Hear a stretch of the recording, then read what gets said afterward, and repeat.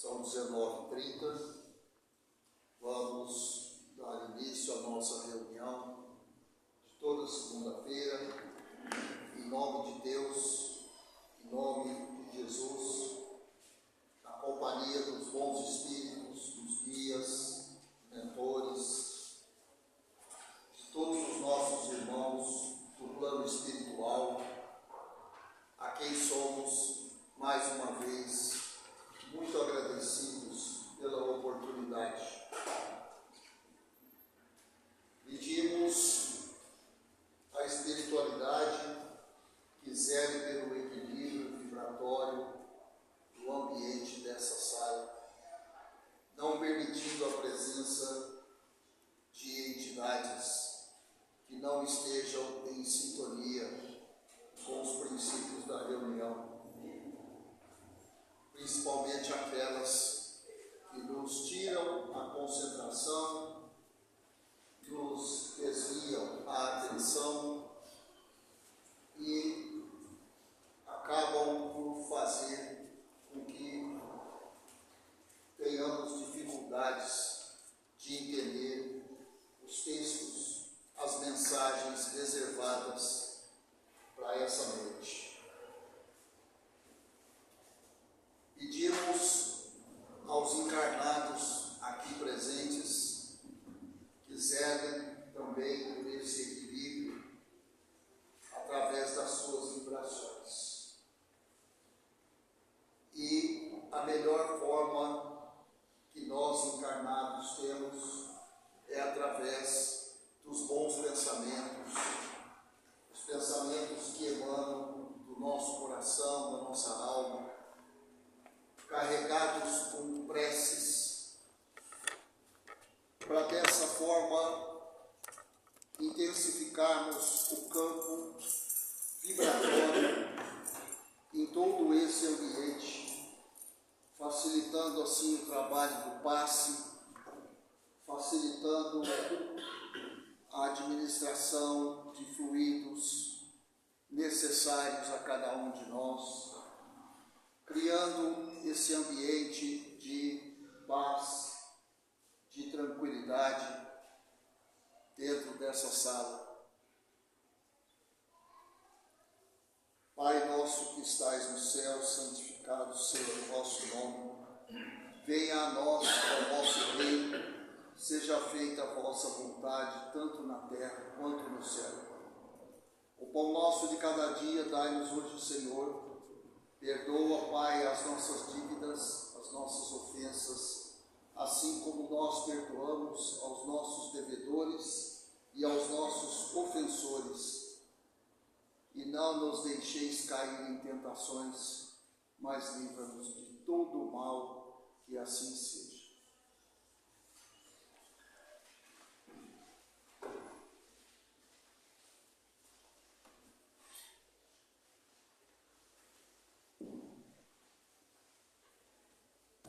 Muito bem. No Livro dos Espíritos, vamos dar continuidade ao nosso estudo, segunda parte, está projetado aí para vocês, capítulo 8 da Emancipação da Alma. Hoje nós vamos concluir o tópico Visitas Espíritas entre Pessoas Vivas. Na segunda-feira passada a gente viu as 3 primeiras perguntas desse tópico e agora tem mais 3 perguntas que concluem esse tópico. Visitas espíritas entre pessoas vivas. Pergunta 416. Pode o homem, pela sua vontade, provocar as visitas espíritas? Pode o homem, pela sua vontade, provocar as visitas espíritas?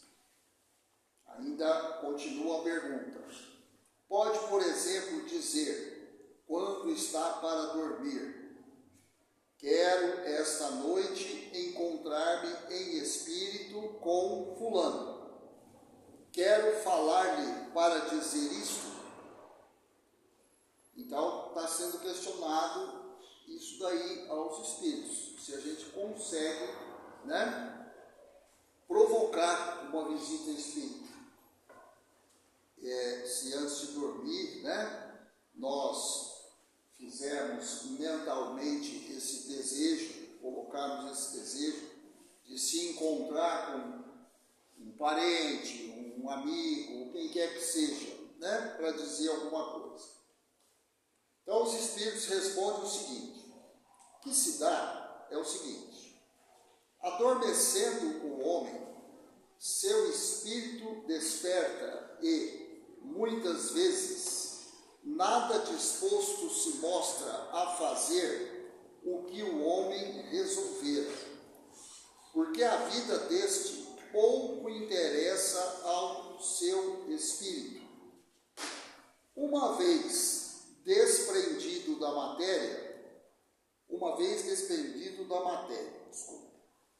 isto com relação a homens já bastante elevados espiritualmente.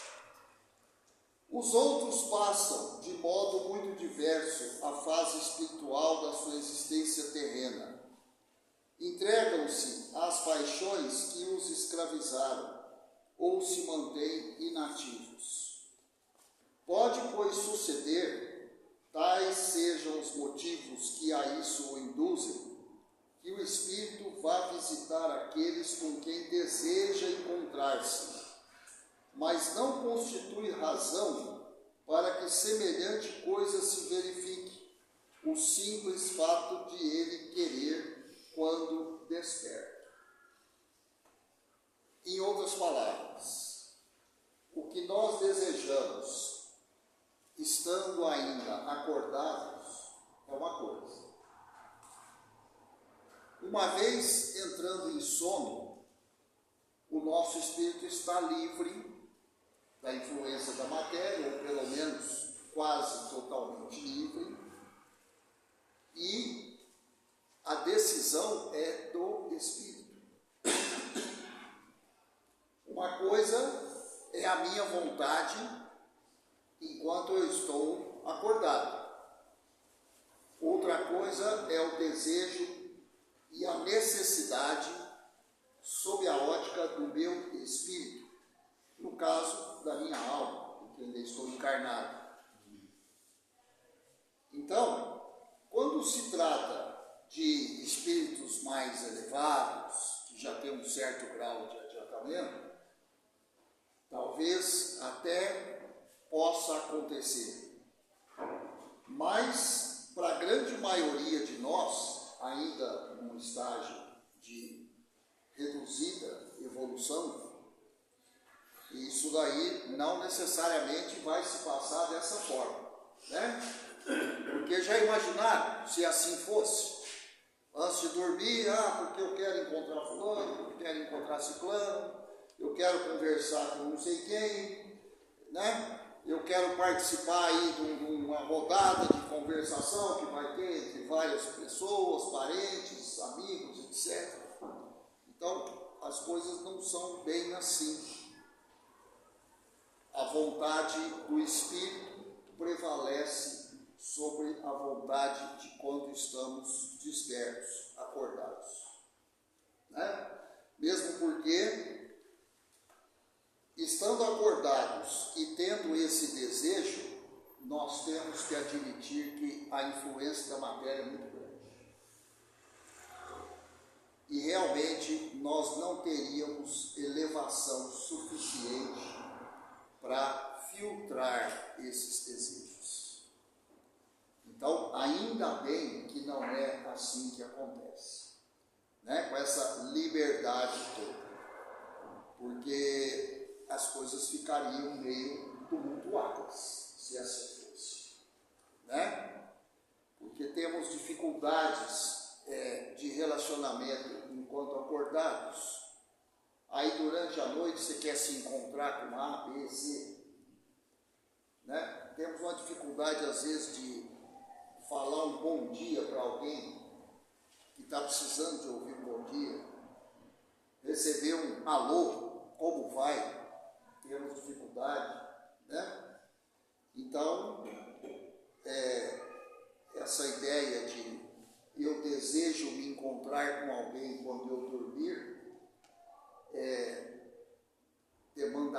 uma certa evolução da minha parte, do meu espírito, para que eu conseguisse realizar esse evento. Ficou claro? Ficou claro isso? A pergunta 417. Podem espíritos encarnados reunir-se em certo número e formar assembleias? Resposta: sem dúvida alguma. Os laços antigos ou recentes da amizade costumam reunir desse modo diversos espíritos que se sentem felizes de estar juntos. Então, pode acontecer, né? Se existe aí um laço que une esses espíritos antigos ou recentes, como disse aqui, laços de amizade, é possível que se reúnam sim, tá? Mas por vontade do Espírito. Tem que ficar bem claro isso de acordo com a pergunta anterior, né? Não é assim, reunimos aqui meia dúzia de nós aqui, não, essa noite nós vamos continuar a conversa em sonho. Não é assim. É a vontade do Espírito. Ficou bem claro aqui. Aí tem uma nota. Pelo termo antigos, se deve entender os laços de amizade contraídos em existências anteriores, outras existências passadas. Ao despertar, guardamos intuição das ideias que aurimos nesses colóquios e obtemos nessas reuniões, mas ficamos na ignorância da fonte de onde promanaram, de onde vieram, né?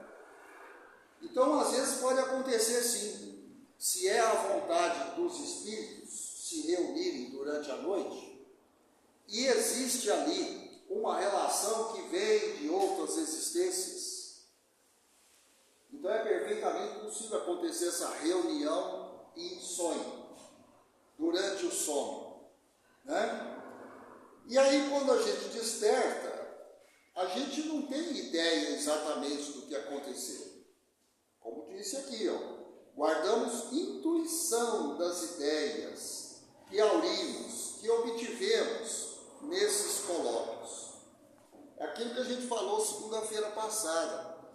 Às vezes a gente vai dormir e dorme pensando em determinado problema que está nos afligindo. E passamos o dia inteiro pensando naquele problema e não encontramos uma solução. Não achamos um jeito de resolver. Pode ser que durante a noite, durante o sono, numa dessas reuniões, algum espírito amigo, próximo, me apresente a solução para o meu espírito, né? E às vezes até uma solução bastante simples, mas que eu não estava enxergando.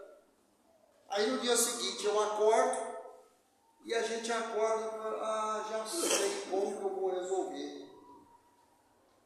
E muitas vezes não nos passa pela cabeça que alguém deu uma força durante a noite. Alguém deu um clique lá para a gente. Porque você até a hora de dormir não sabia a resposta. Aí você acorda no dia seguinte com a resposta. Você estava dormindo. Então, por algum outro caminho, a resposta chegou. E essa é uma prova incontestável, né? De que a nossa alma, eu falo alma porque estamos encarnados ainda, mas o nosso espírito, se você preferir, ele segue em atividade. Ele não tem que dormir. Já explicamos isso várias vezes aqui. É só o corpo que dorme. Quem precisa de descansar é o corpo. O espírito não precisa descansar. Né? Então, muitas vezes a solução vem, né? Logo ao amanhecer, e até a gente às vezes fala assim, do nada eu descobri a resposta do problema que eu estava tentando resolver. Não existe do nada. Não tem como uma resposta vir do nada. A própria expressão nada, nada, nada. Então, a resposta não pode ter vindo do nada. Ela veio de algum lugar onde existiam respostas, né? E esse algum lugar foi esse colóquio aí, ou às vezes a reunião foi o seu espírito mais um, ou às vezes tinha uma legião de espíritos amigos ali, e todos em conjunto apresentaram a solução, tá? Então, quando a gente viver essa experiência, e todos nós já vivemos, eu tenho certeza, e ainda viveremos muitas outras oportunidades, vamos lembrar de agradecer, porque com certeza algum irmão, algum amigo, né, algum espírito com ligação espiritual, familiar, próximo a gente, como falou aqui, laços antigos, né, nos ajudou, e através da intuição achamos a resposta. O mínimo que a gente tem que fazer, o mínimo, para falar que nós não fizemos nada, seria agradecer. E lamentavelmente a gente não lembra de fazer isso. Somos bons para pedir e péssimos para agradecer, infelizmente. Mas a gente tem que se esforçar, porque nenhuma resposta vem do nada. Nada é nada, então não tem jeito de vir alguma coisa de onde não existe nada. Então a resposta veio de algum lugar. Tem explicação, né? Não existe acaso. E a última pergunta desse tópico: uma pessoa que julgasse morto um dos seus amigos, sem que tal fosse a realidade, poderia encontrar-se com ele em espírito e verificar que continuava vivo? Pode acontecer às vezes isso aí, né? Uma pessoa que julgasse morto um dos seus amigos, não morreu, tá? Sem que tal fosse a realidade, quer dizer, não morreu, poderia encontrar-se com ele em espírito e verificar que ainda está vivo? É dado o fato, poderia ao despertar, ter dele a intuição de que ele poderia vir a desencarnar? Resposta: como espírito, a pessoa que figuras pode ver o seu amigo e conhecer-lhe a sorte. Pode acontecer. Se lhe não houver sido imposto por prova, crer na morte desse amigo, poderá ter um pressentimento da sua existência, como poderá ter da sua morte. É uma experiência bastante intensa, né? Imagina, a gente, durante o sono, ter um sonho, e nesse sonho você antevê que vai perder determinado amigo. Está vivo, não morreu ainda não, mas no sonho você antevê que ele está chegando o momento dele partir. É uma prova muito intensa, porque você vai acordar dali a algumas horas e pode ser que você se lembre desse sonho. E como é que você vai administrar esse sonho? Você vai chegar no amigo e falar: eu sonhei que você tinha morrido? Tem que tomar até cuidado para chegar fazendo um comentário desse, né? Não, o pior é você não morrer. E se você ficar calado?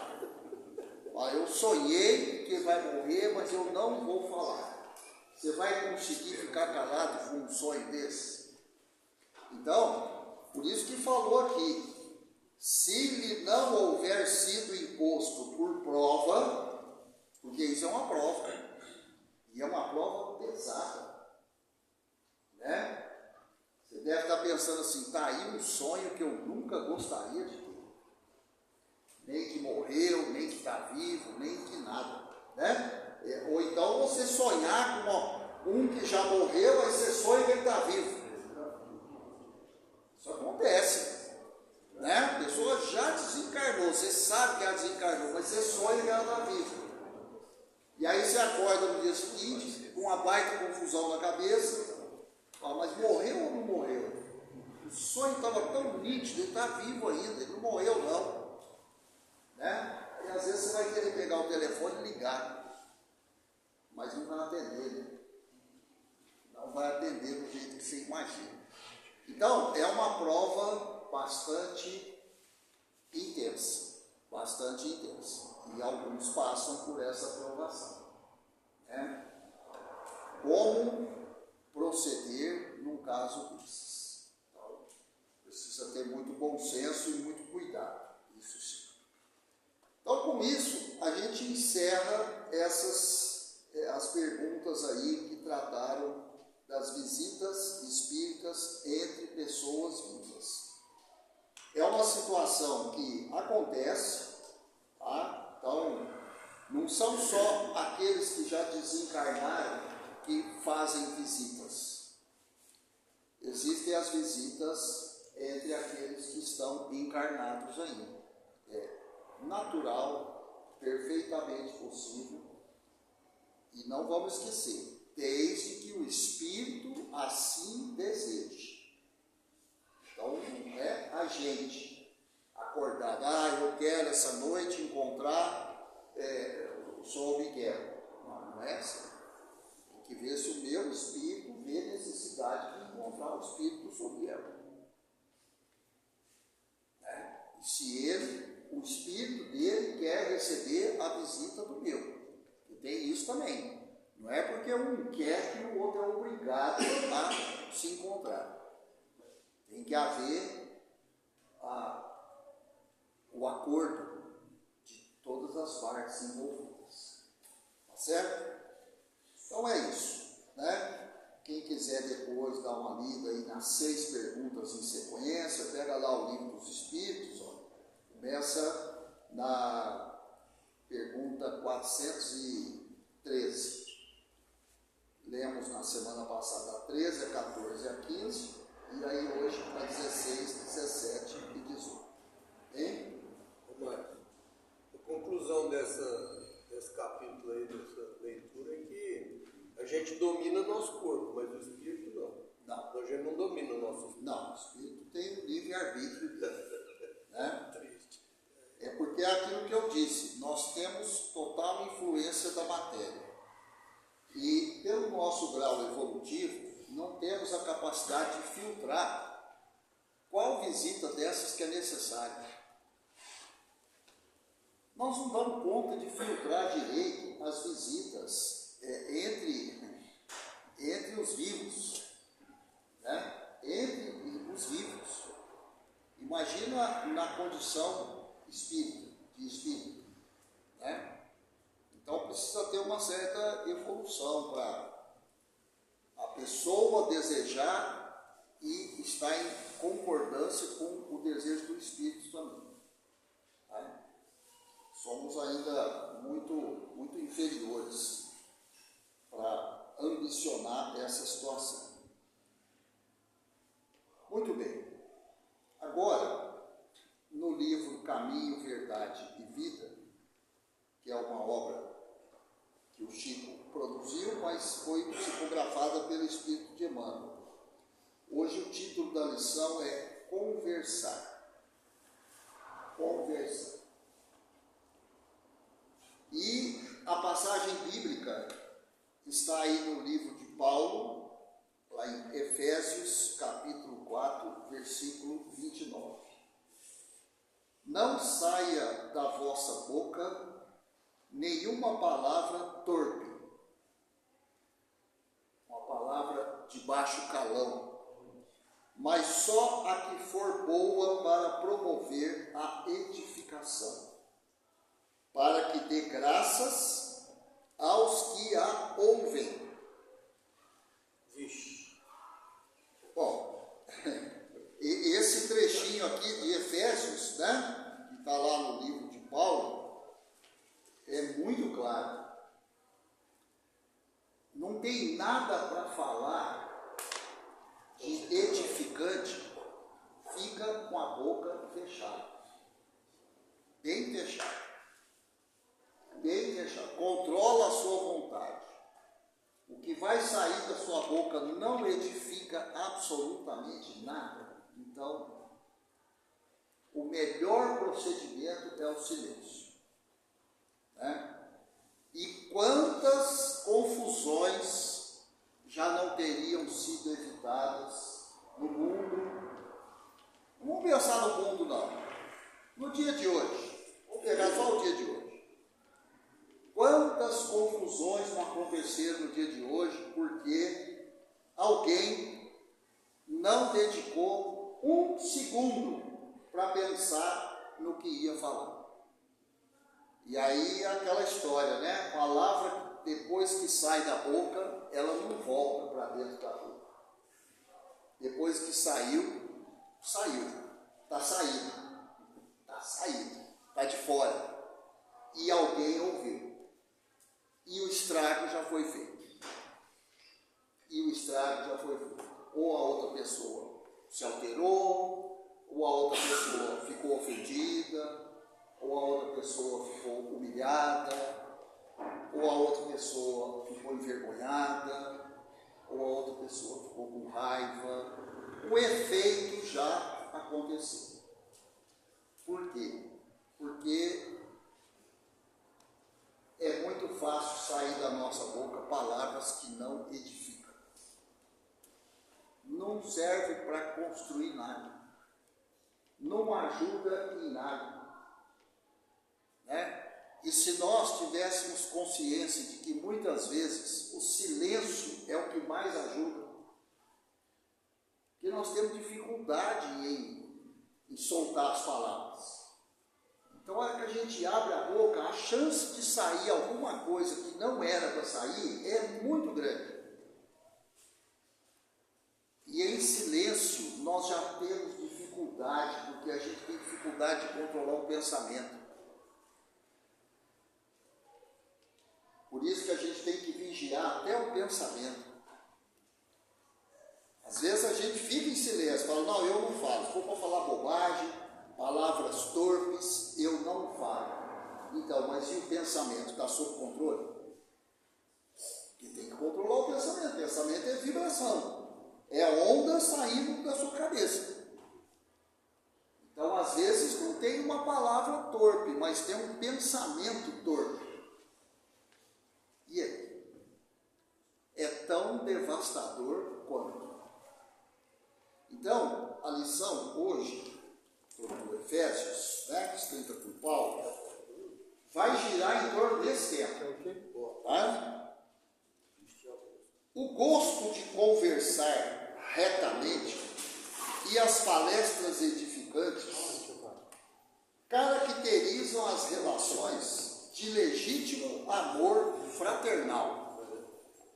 Então, ó, o gosto de conversar retamente e as palestras edificantes caracterizam as relações de legítimo amor fraternal. Então, quando a gente fala palavras edificantes, quando a gente profere palestras edificantes, quando a gente vibra vibrações edificantes, estamos praticando o amor fraternal. Olha só, como está ao nosso alcance ajudar a qualquer um. Tem ajuda maior que essa? Você vibrando ou falando palavras, vibrações de amor fraternal em direção ao próximo. Não tem ajuda maior que essa. E se tiver um monte de pessoas fazendo a mesma coisa, em direção ao mesmo alvo, à mesma pessoa, imagina a quantidade de amor fraternal que essa pessoa vai receber. Né? As almas que se compreendem naquele setor da atividade comum, estimam as conversações afetuosas e sábias, como escritos vivos de Deus, que perguntam entre si os valores mais preciosos. Então vamos entender esse parágrafo aí. As almas que se compreendem nesse ou naquele setor da atividade comum estimam conversações afetuosas e sábias. E aí, quando fala em almas que se compreendem, nós rapidamente podemos concluir: espíritos que se simpatizam, espíritos que são simpáticos uns aos outros. A conversa entre eles é sempre fraternal. Por quê? Porque há uma sintonia entre aqueles espíritos. Então, o que sai deles é sempre edificante. Então, se eu me esforço para praticar conversa edificante, vai se aproximar de mim espíritos que têm a mesma intenção. E juntos poderemos criar um ambiente total de edificação. Da mesma forma, vamos pensar no outro extremo. Se eu estou vibrando ideias torpes, palavras de baixo calão saindo da minha boca, pensamentos baixos saindo nas minhas vibrações, espíritos com a mesma sintonia vão se aproximar de mim. E da mesma forma, juntos criaremos um ambiente péssimo. Então, fica fácil de entender como que às vezes a chegada de certas pessoas, uma só, não precisa ser duas nem três, uma, às vezes chega uma pessoa num ambiente que está tumultuado, e aquela pessoa, a partir da chegada dela, a situação se estabiliza e entra em paz. Aí alguns falam: nossa, mas aquela pessoa era poderosa, porque foi ela chegar e o ambiente acalmou. E quem falou que ela chegou sozinha? Quem falou que ela chegou sozinha? Com certeza ela tem uma legião que está vibrando assim como ela. Então, existe um grupo que está estabilizando aquele ambiente. Assim como do contrário. Às vezes, uma pessoa chega no ambiente e desestabiliza tudo. Eu falo, tem gente que tem o dom. A pessoa chega, o negócio pega fogo. Então, não chegou sozinho. Chegou uma turma que faz o ambiente pegar fogo. Aí junto um e vira aquela situação desastrosa. Nunca é um sozinho. Pode ter certeza absoluta disso. Nunca. Aqueles que trabalham durante o dia todo com o público, com pessoas, têm que ficar muito atentos a isso. Você recebe pessoas o dia inteiro no seu serviço, no seu ambiente de trabalho. Você nunca recebe uma pessoa só. Tenha certeza. Assim como você nunca está sozinho. Por isso que a gente sempre tem que pedir a presença obrigatória, é o pedido mínimo que nós temos que fazer do nosso anjo de guarda. E aí, as nossas vibrações vão determinar que tipo de entidades vão se acercar da gente. Porque se eu já saio de casa atravessado, então eu já reúno uma turma a fim de anarquia. Aí eu já arrumo encrenca no trânsito, eu já brigo onde eu chegar, eu chego no serviço e já me desentendo com todo mundo, do nada. Eu falo, nossa, mas do nada. Ela mal acordou, ele já está brigando com todo mundo. Então, mas tem que ver o ambiente que foi construído, né? Assim como tem gente que está sempre em paz e equilíbrio. Você pode ter certeza que essa pessoa pelo menos fez 30 segundos de prece na hora que abriu os olhos.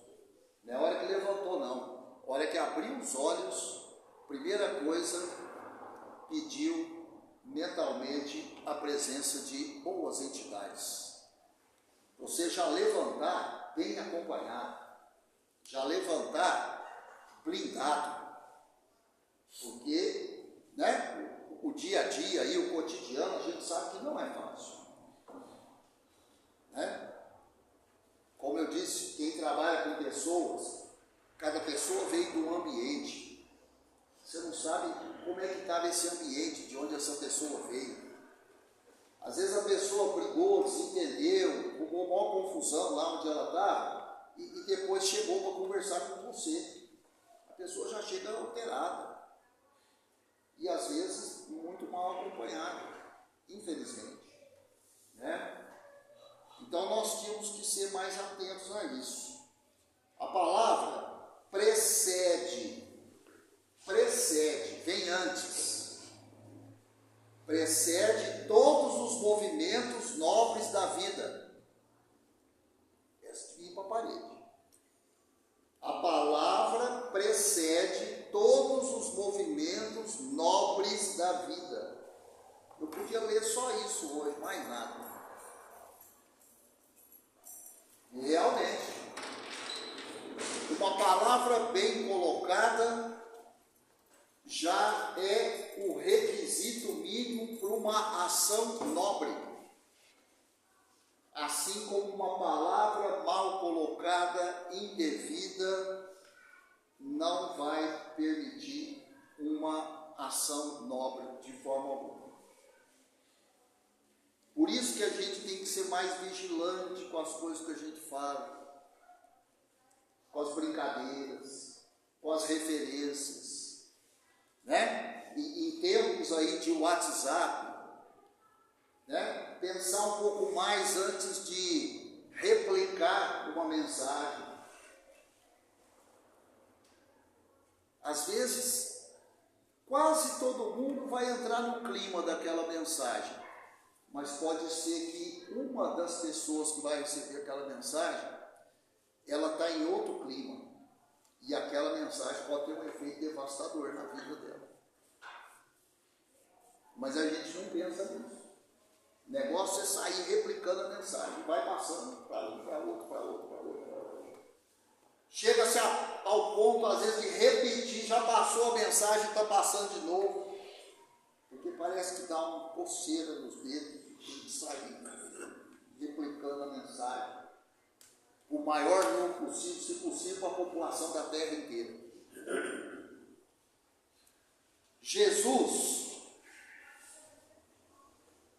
aliás, deixa eu terminar aqui, né? A palavra precede todos os movimentos nobres da vida. Tece os ideais do amor.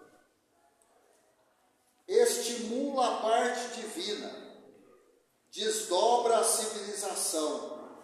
Organiza famílias e povos. Olha o poder da palavra. Olha o poder da palavra. Então a palavra vem antes de todos os movimentos nobres da vida. Tece os ideais do amor, constrói o amor, estimula a parte divina, que precisa sempre ser estimulada, senão a gente não pratica, desdobra a civilização, faz a civilização evoluir, organiza famílias e povos. Aí é fácil para todo mundo entender. Tira a palavra, ou então põe a palavra indevida, aquela que não era para ter sido falada. já não vou ter movimento nobre na vida. Não vou tecer ideal de amor. Não vou estimular a parte divina. A civilização não vai evoluir, vai ficar estagnada. E eu não vou conseguir organizar nem famílias e nem povos. Então você acha que a palavra tem poder ou não? A palavra é capaz de tudo isso. Você acha que ela tem poder ou não? Tá? Jesus legou o evangelho ao mundo conversando. E quantos atingem mais elevado plano de manifestação, prezam a palavra amorosa e esclarecedora. Nós temos os exemplos aí dos grandes médicos. Sempre palavras amorosas e esclarecedoras. Ou alguma vez você viu algum desses grandes médicos desequilibrado, com palavras torpes, xingando, agredindo? Você já viu Chico Xavier num clima desse? Divaldo num clima desse? O próprio Jesus teve N motivos para sair do sério, como a gente costuma dizer, né? Porque eu saí do sério. Quer mais motivos do que Jesus teve para sair do sério? E ele não saiu do sério, nem uma vez, e a gente, por muito menos, a gente sai do sério muito mais fácil, mas por muito pouco, né? Ainda tem uns que dizem, não, porque atravessou da minha frente, eu já saio do sério. Não precisa acontecer nada, só atravessar na sua frente, você já sai do sério. Pela perda do gosto de conversar com alguém, pode o homem avaliar se está caindo ou se o amigo estaciona em desvios inesperados. Aí nós tomamos um puxão de orelha pesado. Se você não entendeu, eu vou ler de novo. Pela perda do gosto de conversar com alguém, pode o homem avaliar se está caído ou se o amigo estaciona em desvios inesperados. Todavia, além dos que se conservam em posição de superioridade, existem aqueles que desfiguram o dom sagrado do verbo, compelindo as maiores torpezas. Então tem aqueles que se acham superiores aos outros. Não, eu não vou conversar com fulano, não. Eu estou aqui, o fulano está aqui, eu tenho que conversar com ele. Eu vou conversar com a turma que está na mesma altura minha. Então Jesus tinha que ter ficado o tempo inteiro calado, porque tinha alguém na altura de Jesus. E, no entanto, ele conversou com todo mundo. Ele conversou com prostituta, com ladrão, com cego, com paralítico. Ele conversou com tudo quanto é espécie. Será que esse povo estava à altura dele? Não. Mas ele conversou com todo mundo. Com quem ia condenar ele, com quem traiu ele conversou. O que mais se quer? E por que nós, né? Não, porque eu não vou conversar com o fulano, porque eu não sei o quê. São os amantes do ridículo, da zombaria, dos falsos costumes. A palavra, porém, é dádiva tão santa que ainda aí revela aos ouvintes corretos a qualidade do espírito que a insulta e desfigura, colocando-o imediatamente no baixo lugar que lhe compete nos quadros da vida. Então, é isso. O valor, o peso da palavra é grande demais. Por isso que lá no começo, Paulo nos alerta através dessa mensagem fabulosa de Emmanuel, né? Vamos prestar atenção no que a gente fala.